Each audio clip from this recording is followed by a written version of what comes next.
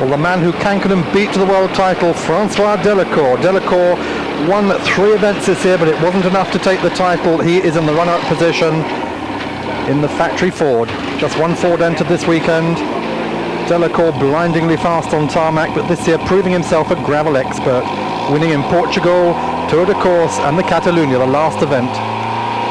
We took the chance after the decibel checks to talk to François Delecour.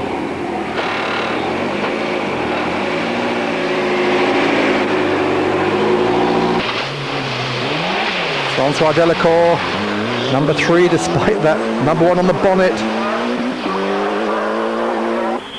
The man who won 3 events this year, but victory in Catalunya could not prevent Kankkunen from taking the World Championship by finishing in the top 3. 31 years old. François in the works, Ford Escort. I think will be the world champion in the next 1 or 2 years. Delecour comes on the stage, bursting through. He will run 3rd fastest on this stage. Conditions getting absolutely terrible now. This man, remember, was a tarmac specialist.